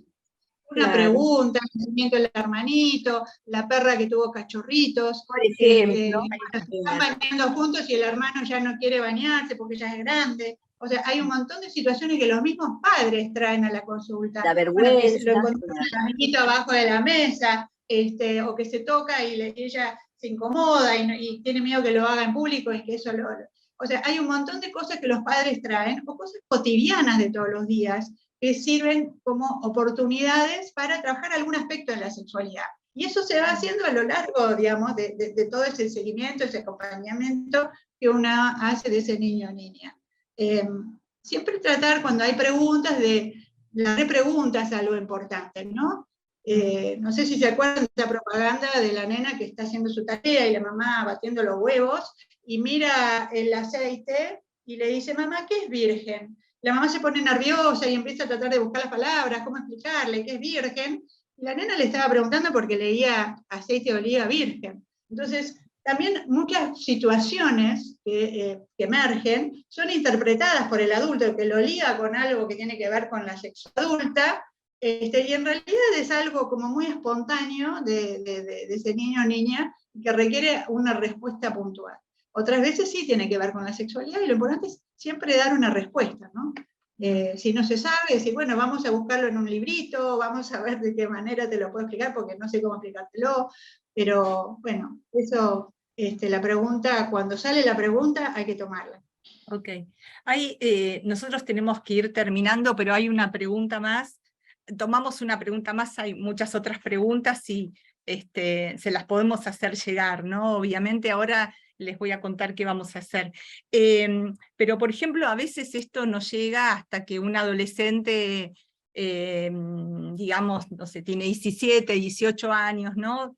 Y entonces la madre, sobre todo las mujeres, nos pregunta cómo explicarle, tiene novio, entonces cómo explicarle qué es una relación sexual, y sobre todo, otra de las cosas que por ahí surgen en el consultorio, quizás surgen en el consultorio, es, tengo miedo que se quede embarazada, ¿no? Entonces, ¿cómo explicarle cómo es una relación sexual? Obviamente no se habrá abordado antes, y bueno, tengo miedo a que se quede embarazada, ¿no? ¿Cómo abordarlo? Esto de parte de los padres, ¿no? Que sobre todo la pregunta que más surge es, ¿cómo le explico qué es una relación sexual? A mí me pasó que vieron que no pude seguir pasando los slides, Sí. pero los leía igual, porque yo los tenía acá en mi computadora. Sí. Y justamente las preocupaciones de la familia son esas, ¿no? ¿Cuándo iniciarse? Si se quiere iniciar, ¿qué pasa si queda embarazada? Y bueno, en realidad, ¿por qué tenemos que explicar lo que es una relación sexual? ¿Y a quién tenemos que explicar? Nosotros normalmente a otro hijo o hija que no tenga discapacidad, ¿le explicamos lo que es una relación sexual? ¿verdad que no? ¿Verdad que se vive?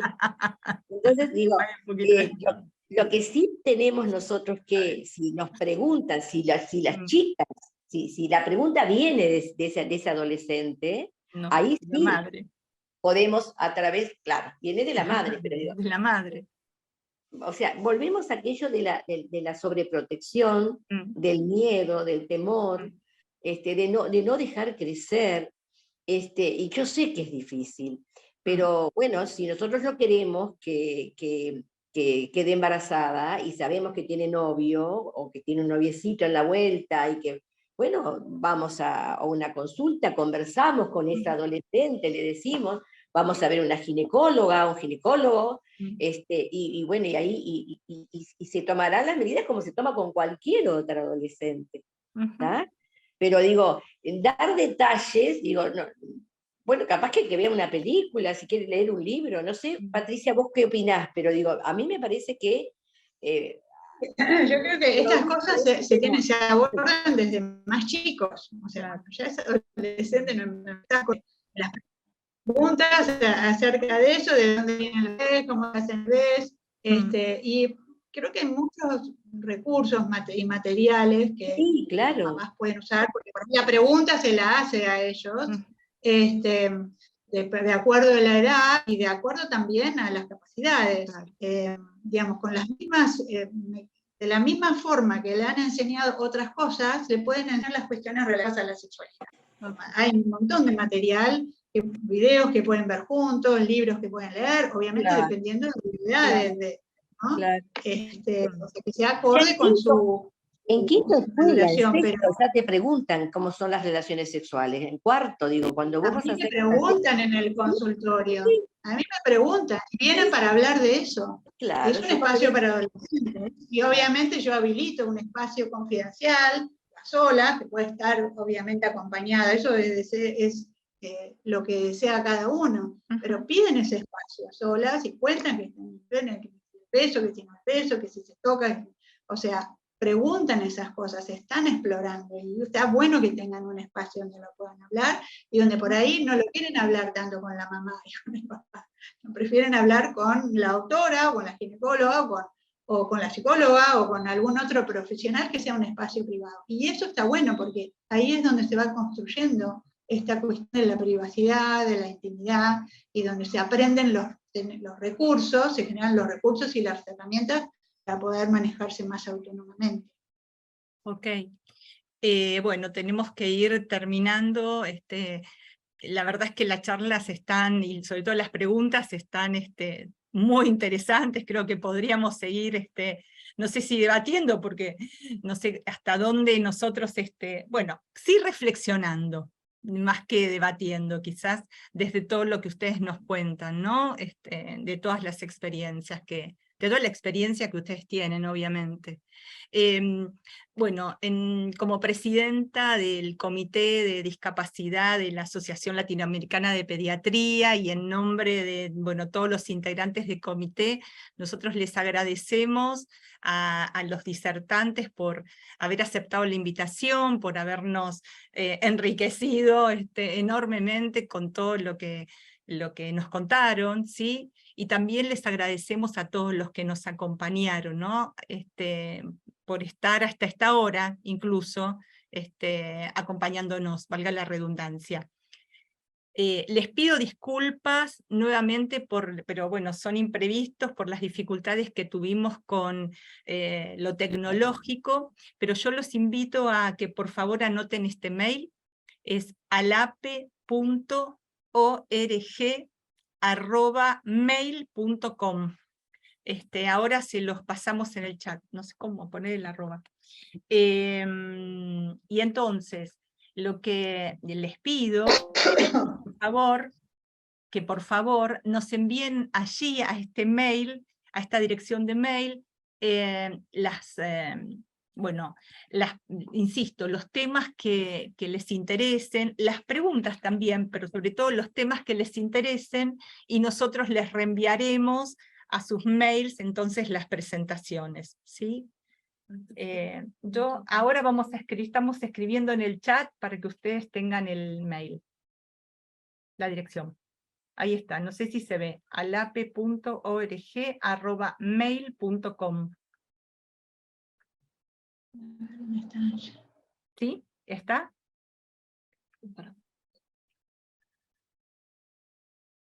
Ahí se los enviamos, ¿sí? Bueno, nuevamente les agradezco muchísimo y no se olviden de enviarnos los temas de interés. Quizás soy un poco insistente, pero la idea es poder seguir haciendo actividades en base a lo que a ustedes les interese, ¿sí? Bueno, muchas gracias a todos y será hasta la próxima actividad, hasta el próximo encuentro. Gracias, gracias Patricia, gracias Graciela, y por supuesto gracias a Sergio, también Sergio Meresman. Hasta luego, buenas noches. Buenas noches. Buenas noches.